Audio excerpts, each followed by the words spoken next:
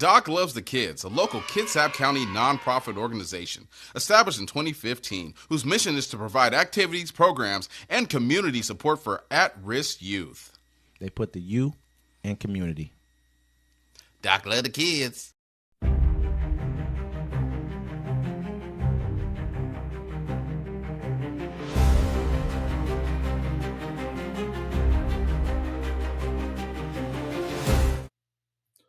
Welcome to Uncommon Courtesy. Where we give you the courtesy of conversation that's uncommonly spoke of. I'm D-Mac. I'm Wesley. And this is the show. Don't forget to like, comment, subscribe. Don't forget to catch us on our other shows, Plays and Parlays, UFC with LT, The Friday Fix, and Civil Discourse. Hello, Senior Wesley. How are you these wild days in America? Man, I'm always pretty good, man. Today I'm especially good, but I'm happy that certain things are occurring that were not occurring here recently. But I'm all right. How about yourself, man? I'm just watching the world burn with marshmallows. Do you really feel like the world is burning right now, or do you feel like you think people are starting to wake up a little bit? I think yes, the world is burning. It's the hottest day ever recorded in Florida for some odd reason that made news. The Midwest is underwater. Yeah, the Middle East is getting bombed all over. Cambodia and Thailand are fighting. There was a lot of flooding going on over the last couple of weeks. There's been a lot of flooding. Wildfires I've noticed everywhere. It's been crazy, man. They had typhoons in China. There's been a lot of really weird, especially occurring with water. You know what I mean? So that's just telling us there's there's an overabundance of water, probably from some of the glaciers melting away, pushing it. Who knows? You know what I'm saying? I'm not a weather specialist, but it just seems like there's been a overly abundant amount of flooding going on everywhere. Well, I was watching this movie the other day or yesterday, and the guy said it. He was like, look, every species that's ever been on Earth has been wiped out. You know what I'm saying? For some odd reason, except, and it's like we're no different. He's like, when the Earth gets tired of us, they'll shake us off too. And it's kind of seeming like it's doing it now. You know what I'm saying? Like, people always think, like, you watch movies and you always think, oh, it'll happen in a day or 2 days. No, it's slow moving. That's why, our government's getting rid of climate change because they want to try to ignore it, but you can't ignore it. Hurricane season is about to hit. It's going to be the most devastating thing about it. 30% of America is going to be uninhabitable in less than 4 years. Jesus Christ, bro. That's a pretty bold prediction right there. In less than what part are you looking at right Okay, so the coastal lines of California, as you've already seen, the fire and water damage insurance won't insure that. The Midwest from monstrous tornadoes, and part of the South from flooding. Think about Florida's going to be gone. Los Angeles is going to be gone. I can't disagree with, especially, you say California, you got the Florida thing going on, and you do have a lot of major weather events going on in the Midwest. So it's hard to disagree with I hope it doesn't happen so quickly. That's quick. 4 years. Those people are already buying that property up right now. You got the corporations buying that property. Buy whatever up. you want, as long as but they can make those weather machines that'll actually just make the weather change if they want to. But think about Los Angeles. The insurance companies are showing you these places are inhabitable because they're like, look, we're not going to keep insuring you. You became a natural disaster. Do you think that they're not going to insure corporations? Because I think corporations are going to build the buildings differently, and what they're also going to do is make sure that there is more fireproof. You know what I mean? Well, corporations have the money to do whatever. Say corporations are going to come in, they're going to raise the land up. They're going to make sure the vegetation that they have there is off enough to where it will not, or they're going to put enough trees in there and put those they have the buildings now where they put the plants all over them and they keep them cool. They can do all that stuff. They can do that for normal people. They just don't want to do it. Yep. With your broke ass. Trump breaking with Netanyahu acknowledges real starvation in Gaza. President Donald Trump on Monday said he will work with European allies to set up food centers in Gaza, disagreeing with Israeli Prime Minister Benjamin Netanyahu assessment that there is no starvation in the war-torn strip. Based on television, those children look very hungry, Trump said, but we're giving a lot of money and a lot of food, and other nations are now stepping up. Trump later added, some of those kids that's real starvation stuff. The president's remarks, which came during a bilateral meeting with UK Prime Minister Keir Starmer at Trump's golf resort in Turnberry. We're far more critical of Netanyahu's strategy than he were just a few days ago when he left for his trip to Scotland. They also come as Israel faces growing condemnation from some of the U.S. closest allies. Even as Trump again dismissed the idea of recognizing Palestine's state, he seemed unbothered by European allies doing so. More than 200 members of the British Parliament signed a letter Friday calling for the immediate recognition of Palestinian state. Stormar last week said that the suffering and starvation unfolding in Gaza is unspeakable and indefensible, and called statehood the inalienable right of the Palestinian people. French President Emmanuel Macron last week announced that France would recognize the state of Palestine. The United Kingdom, France, Germany also issued a joint statement Friday calling for an end to the war and for Israel to lift restrictions on the flow of aid. Trump on Monday repeated his concerns that some of the food aid was stolen by Hamas, though multiple media outlets have debunked or cast doubt on that claim.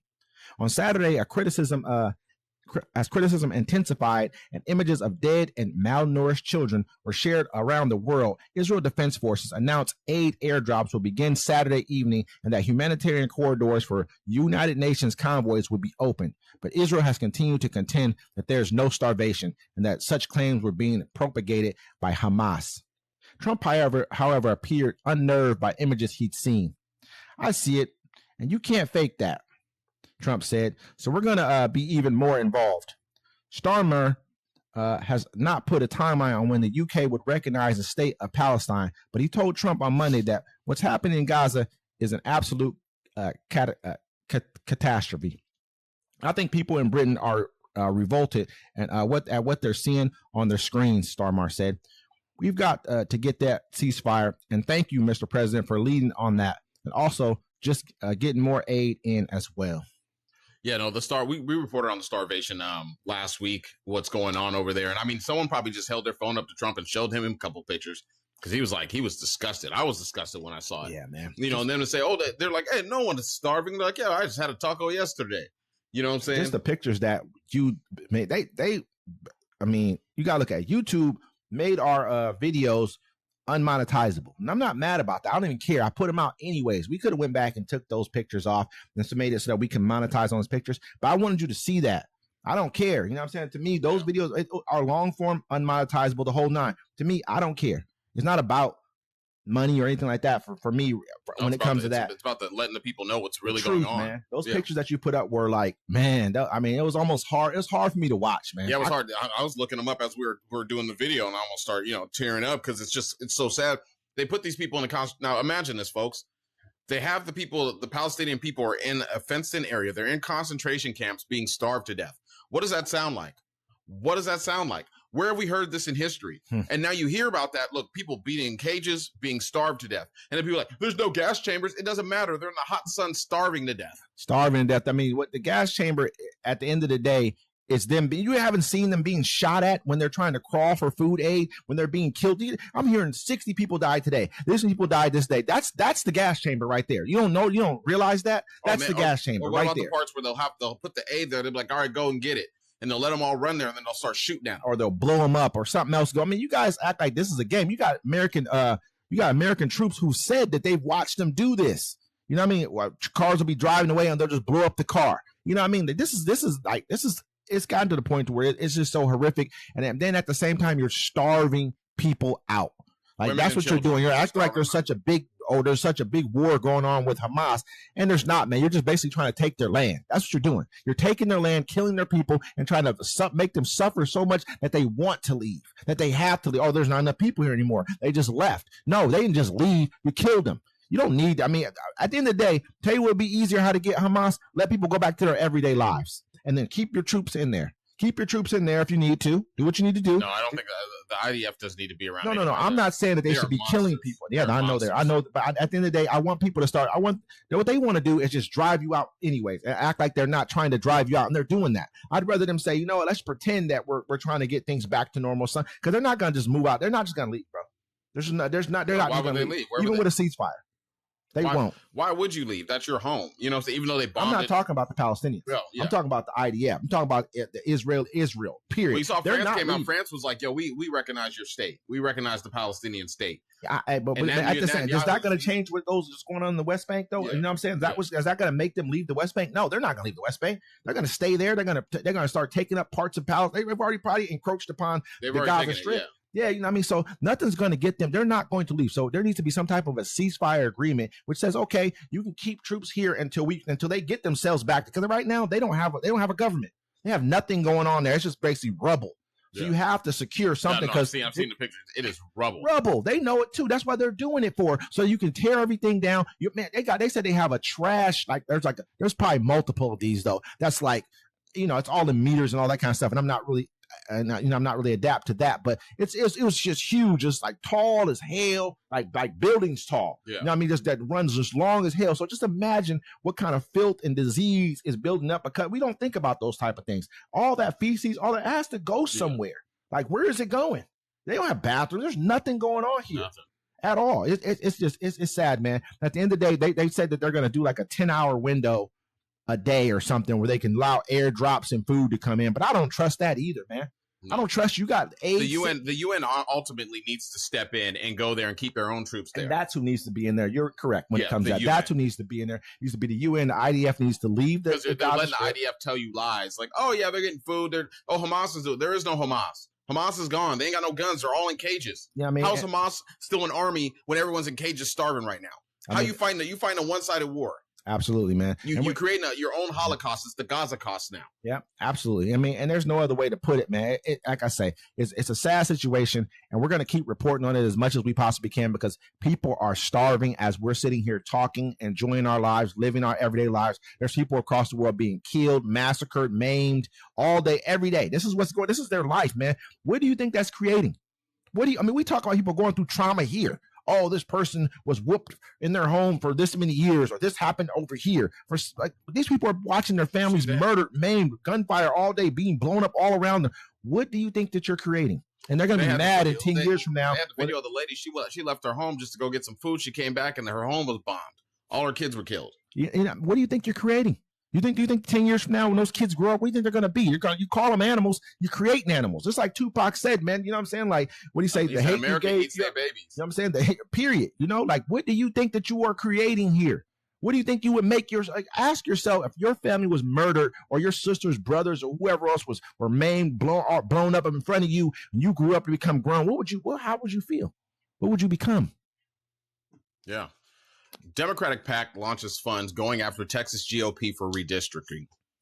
A House Democratic Super PAC is looking to raise tens of millions of dollars to challenge Texas Republicans next year after the GOP looks to redraw congressional maps in the state in a bid to offset losses in the 2026 midterm. House Majority PAC announced on Monday it's creating a Lone Star Fund that is vying to raise upward of $20 million to target gerrymander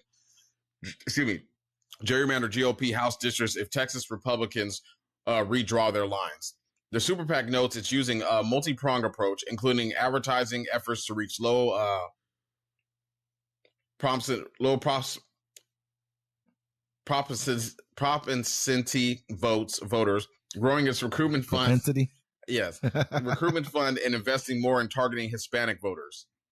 President Trump is looking to gain 5 House seats in Texas, with legislators convening in Austin for a special session that will address redistricting, among other items. Midterms have historically been unkind to president's parties in power, and Republicans are bracing for a challenging election cycle next year.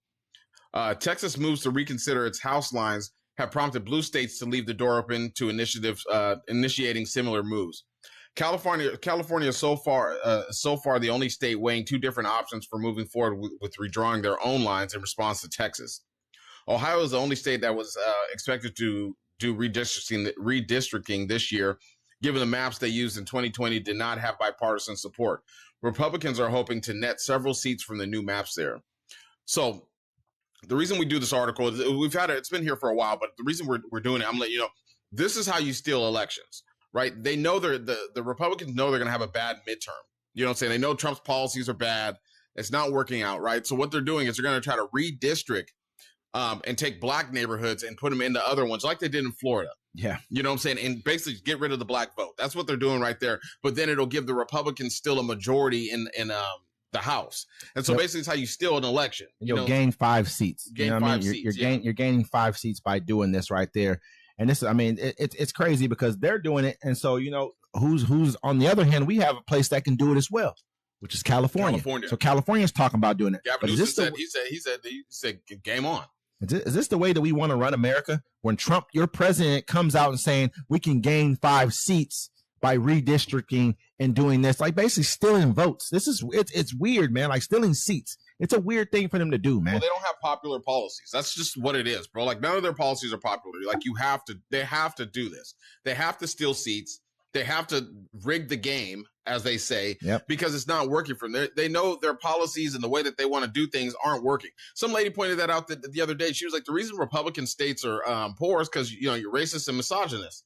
You don't want nothing. You don't want to do infrastructure. You have poor areas. You have poor healthcare. You don't want to raise your minimum wage because you don't want to do it because you think it's fine the way it is because you're scared that, like, you know, progress and liberals are going to come move in there. Nobody wants to live around y'all. I was talking to my cousin today. He's originally from New Orleans. He was saying they have like 2 hospitals for like 300,000 people or something like that. Yeah. Like 2 hospitals. I'm like, man, you know, that's pretty much, you know, I'm sure they got clinics and other things like that of that nature. But I'm like, you know, that's because you live, you know, like there's just a deep red state. You guys are, you know, one of the last in education and healthcare. That's just what that is. You know what I mean? Like, that's just how it goes. You don't want to take care of your people, but you want to sit back and talk about people, oh, these welfare queens and all the other stuff. But your state's really the ones taking up all the government, you know, subsidies and all the money is going to your state. So but you guys have been fooled to believe that something's going on that's not going on. I watched this lady. I'm not sure. She was like from Arkansas or something like that. She was basically saying that, hey, we got 58 million. They're taking out like $54 million from our state to send over to Israel. You saw that article? They said, look, Israel gets billions of dollars and they all get free healthcare over there, right?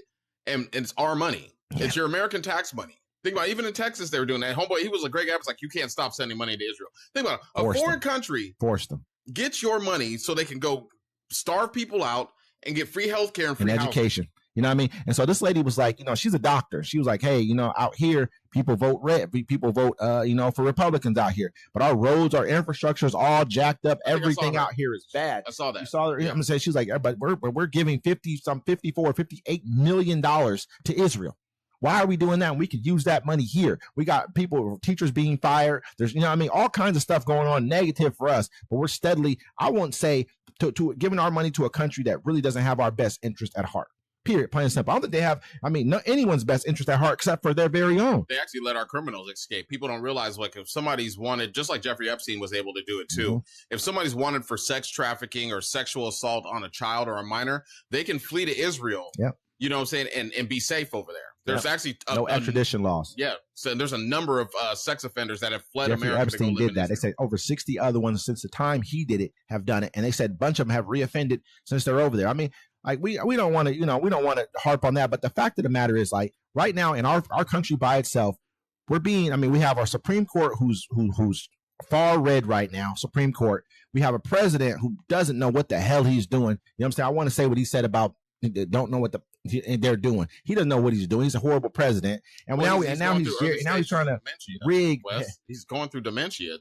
We're watching in real time, and they're like, you know, he's there sometimes, and sometimes he's not. You can tell by the way he talks. He doesn't remember anything. He doesn't know what he's doing. He goes off, you know, subject so much. He has early stage dementia. He's too old to be president, just like Joe Biden was. One thing I want to say, like, I know how you always say that Democrats are weak. You say that not, but a lot of people say that. A lot of people say that. That's just, it is what it is. It's the ideology that they believe works is the whole let's try to make, you know, agreement. Everyone has to speak softly. But let me finish. But the fact of the matter is, if they let them get away with this, taking these 5 seats, and they don't do anything about this, there's a problem. That's when you have to start looking at yourself. Look, do you really want to win? I'm a winner. And if I don't ride with losers. I don't just ride. They say vote blue no matter. I don't do all that. But I normally do if I understand the consequences of not doing it. But you better have the right kind of policies. You better have some kahunas in order to stop stuff like this from happening and want to fight when it's time to fight. That's what they said. They're going to raise a PAC and raise $20 million. You know, so Gavin Newsom's the only person that got guts to do something about it. And, you know, got to stand up for yourself. But some of the Democrats is cool with whatever's going on. They don't care as long as they get I realize that. As long as they get to keep their power, I don't really care because they kind of they agree with the most of the stuff that's going on. Yep, they do. I mean, they're damn near Republicans. A lot of them are just pretend to be Democrats because it fits their narrative. What we know about Michigan Walmart stabbings as suspect faces terrorism charge. 11 people were injured Saturday after a 42-year-old man stormed into Michigan Walmart and began stabbing shoppers in what authorities call a random attack. The victims, ages 29 to 84, were taken to the hospital in connection with the incident that occurred in Traverse City, a Munson healthcare spokesperson said. One customer described hearing commotion a few aisles over as she picked up items, still shaking from the incident. Julia Martell said she fled down an aisle as the suspect barreled past someone and angled toward me. I'm still sitting and grappling with the weight of realizing that it was kind of a life or death moment, she said. The suspect, Bradford James Gilley, was subdued by shoppers and taken into custody when a deputy arrived. He faces charges of assault with intent to murder and terrorism, authorities said. Who is Bradford James Gilley? Sheriff's deputies in Emmett County, Michigan, were searching for Gilley on Friday evening and Saturday morning after receiving a court order instructing deputies to take him into custody. The details of the court order are unclear. Deputies could not locate Gilley, who was homeless with no known physical address in Emmett County, according to the order.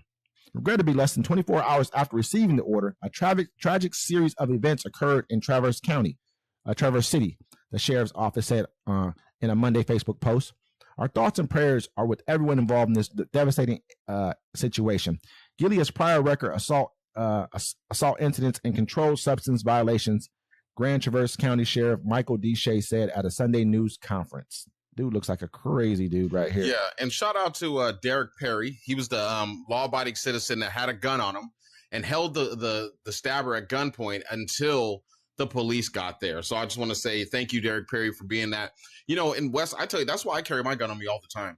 Because at the end of the day, you can't stop crazy. If people expect the police to be or crime prevention. No, they're law enforcement, and they get there to stop crime in action. But the thing is, as citizens these days in America, I tell you, carry my gun on me all the time. I have concealed weapons carry from the county and everything. Something else you need to read? No. Okay. No. I'm just saying, you should be armed. At least if you don't like a gun, have mace, have a pepper spray gun. You just never know when people are crazy and you can't stop it. Whenever they want to do something, this guy stabbed 11 people before they stopped him. They had a court order before the incident. Saying they're not telling you what was in the court order. I wonder if it's like a matter of like something that they should have dealt with. And they don't want to say it because it puts them in a situation to where now they're culpable for what happened. Did he make threats? He's a homeless dude. So it's not like he had, you know what I mean? Like, he wasn't going far. My house is over there in the corner. But what I'm saying, like, this is a homeless dude. So what made you have to put a court order out to go after him for his arrest? What happened? Did he break his probation? Was he on probation? Like, what is this court order about? Why don't you want to tell people what the court order was for? Did he make a threat to someone and tell them that he was going to go and do something like this? And you did not tell the public, huh? He had a court order for his arrest. Yeah, like before this incident even happened, like the day 24 hours before this, they had put out a court order for his arrest. He's homeless, so they didn't know where to catch him at. But they won't tell you why. They're not telling you what the court order is for. Maybe it came out by now, but this is brand new article right here. So obviously something's going on to where they knew something was going on. There was a man out here that happened to him similar. He went to the hospital he went to the hospital trying to get help. They didn't want to help him. He saw the police there at the hospital and he asked them, he's like, hey, take me in. I'm having a mental episode. I need some help. Mm-hmm. And the cops are like, just get away from me. Go on. So he's like, all right, walks from the hospital, walks to 7-Eleven, stabs somebody. And so right then and there, that's a lawsuit. That's what they're not trying to put out this information for, because he might have said, you know what, I'm going to go on. I'm about to go on a rampage. It might not have been the first time he said something like this. You know what I mean? But this time he took, 11 people. It took a crowd of people to gather around him pretty much. I think one dude had a gun. It was Derek Perry. He was the one that had the gun. He pulled the burner out. He had the burner out. He wasn't playing about this. Homeboy put the knife away. I mean, the video here we have it playing here for you guys. Yeah, he put the knife away after the guy whipped the gun out and stuff because they're holding him. They're holding him till the police got there. But like I said, you can't stop crazy. Just like today there was a mass shooting in Reno. There was one in Atlanta. You can't stop crazy. The only thing you can do is be prepared. Be prepared. I mean, like you're right about that, man. People do. He stabbed 11 people, man. That's a lot of people. Think about it. You stab 11 people, and out of all, he still made it outside where a guy had a gun to hold him hostage. Like. Not hostage, but to hold him until the police. I would have shot him if it was me. I'm in the store, bro. I take my gun. I have it sitting next to me on the toilet. No, but it's crazy because that's what people really believe that America is all about. People really believe America's like the Wild Wild West. Like you walk outside. It is. No, it's not the Wild West, bro. You have to realize we don't have a lot of stuff to help people with mental health. We don't have a lot of places, a lot of medication to help people with anything. You know what I'm saying? So at the end of the day, you hear what Trump's saying. What? He's like, hey, he's trying to make it illegal to be homeless. Yeah, he is. He's trying to make it so that every city has to clean up their homeless. Excuse me. Every city has to clean up their homeless situation. Like, hey, I want all homeless off the street. And check out, where are they going to go? They're going to force them. No, they're going to force them into treatment. They're going to you either go to jail, you go to treatment, or you go to a facility. They're going to force them. They're forcing these people to go now. He just gave up like 600. Now think about what he's saying. People are going to say, "Oh, that's not true." Listen, they're about to give states like $608 million to build detention centers for the migrants. Hey, so once they get them out of there. And remember, I told you earlier about the migrants, what they're going to do. I was like, they're going to put all these people in slavery because what they're doing, they're hitting them with fines. It's $1,000 a day for every day you're in America illegally. So now you're going to have this big old fine. You're going to have to pay it off. Work it off. You're going to have to work it off. I told you they're going to make them. It's a setup, man. It's a whole setup. Yeah. Now they're going to have the facilities. They said Florida's already getting their money for the facilities. They're going to have the facilities. Now with the facilities, once they're out of here, they can put the homeless people in the facilities. It's a cold plan they got for us, man. I don't think you guys are paying attention, man. This could be for any of us at the end of the day. We talk about how there won't be FEMA, like these camps coming. How long do you get to be homeless before they lock you up, too? You might lose your place, right? You got 30 days. You got 30 days. The prices is going up right now. Don't let me catch you sleeping in that car or arrest you, put that up for auction, take the money. Oh, my God. You ain't even a criminal, brother. You're not even a criminal. What if you walk at tough times? What if you just pass out on a park bench on accident? You old. Listen, you wait. Now you're on probation. Now you're on probation. You can't get a job. You got a crowd. You got a criminal record. You got. It's just it's man. They're really trying to set us up, bro. Like they look at your record like, oh, you've been arrested for homelessness. So we should give your broke ass a job. Or do you have a home now? I know some homeless people. You got a place to go now. You know what they do? They sleep in their car. They find somewhere to sleep. Right, and they go work out, and then they shower at Planet Fitness. Yep. Hey, you say that in San Francisco, they said there's no more RV parking. People will park up along the side of highways like in long caravans in their RVs. It's a done deal. You guys are about to have to find somewhere else to go. You have to keep driving now, bro. The local park down here, I didn't realize they stopped letting people stay the night over there because the homeless were staying there. Yeah, I mean, because there's so many homeless people. But Ghislaine Maxwell, convicted Jeffrey Epstein associate, makes pitch to Supreme Court.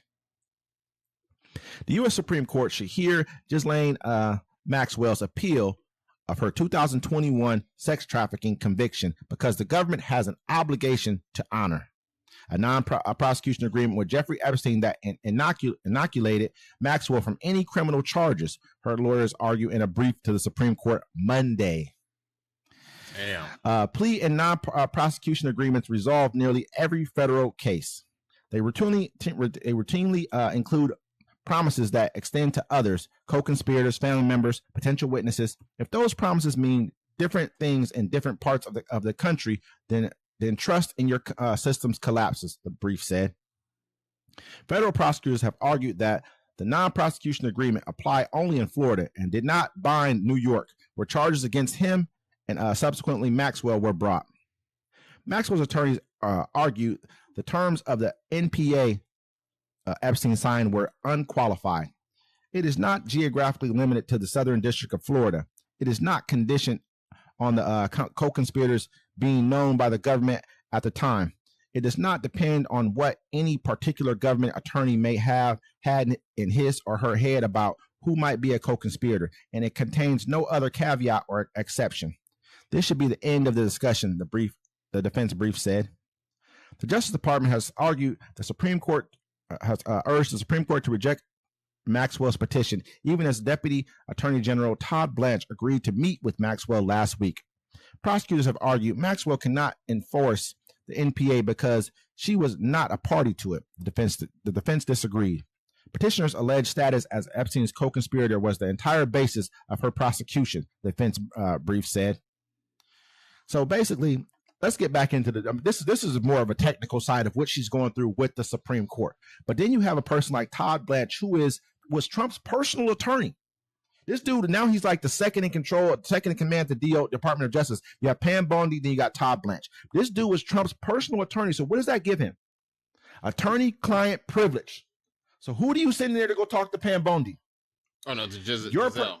I'm sorry. Excuse me. Who do you send there to talk to Ghislaine Maxwell? Your personal attorney. Your personal attorney, the person who cannot tell them anything that they say, or if she's sitting there saying, well, I got some stuff on Trump. He can't ever say nothing about it. She named 100 people already. Yeah, he can never say anything about it because I have attorney-client privilege with Trump. You don't send in anyone else.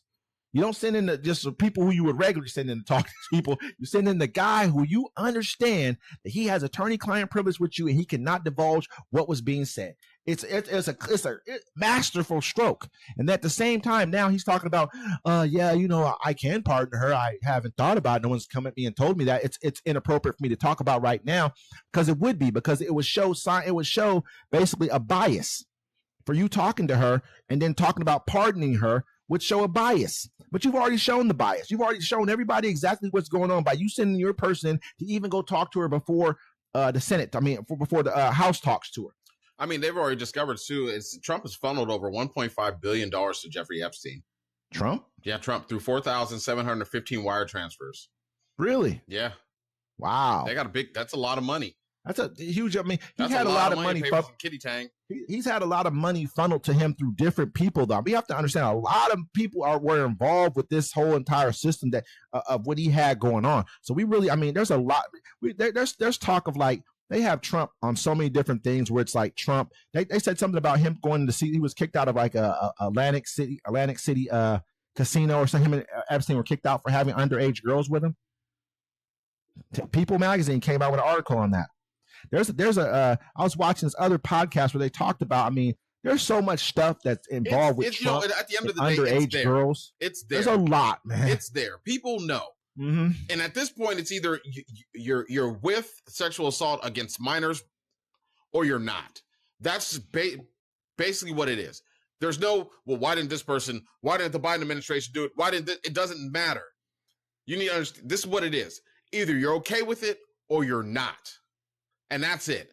And stand your ground on it. I don't want to hear nothing else about it from nobody. I don't care if Bill Clinton's on there, Donald Trump's on there, whoever's on there needs to go down. All of them. This is not a partisan issue. I watched a guy on Aaron Burnett's show on CNN, CNN, right?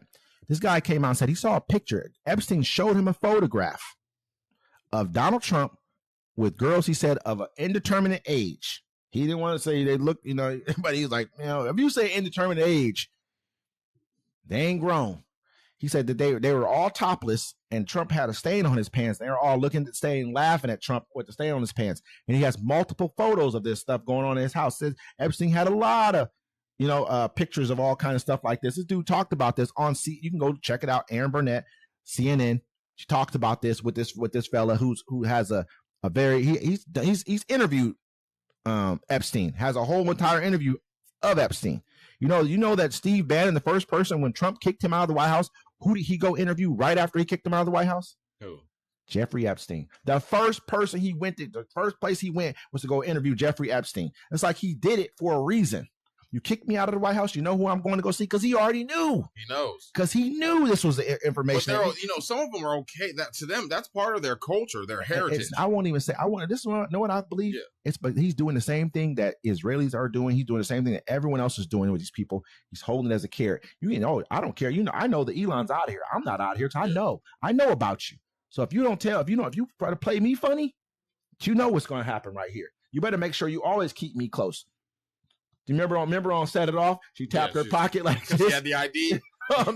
He tapped their pocket like this because they all know the truth. Why would you go interview Jeffrey Epstein right after Trump kicks you out of his basically out of his White House?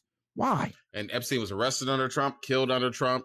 The whole nine. They got rid of him. He was like, he didn't have no problem with it. And someone who was coming out there like, Maxwell, she was in charge. That's what they're saying. She was in charge. She had the connection. She was the one. Her dad was the Mossad agent. Her dad was. Both of these two people right here, Maxwell and Epstein, are both a part of. Look at their background. Look at who they are. Where did he run to? Who's her dad part of? It always leads back to the same culprit. It's a strange, kind of a twisted thing that we're watching here. But Yeah. And with that, ladies and gentlemen, it's Uncommon Courtesy. Until next time.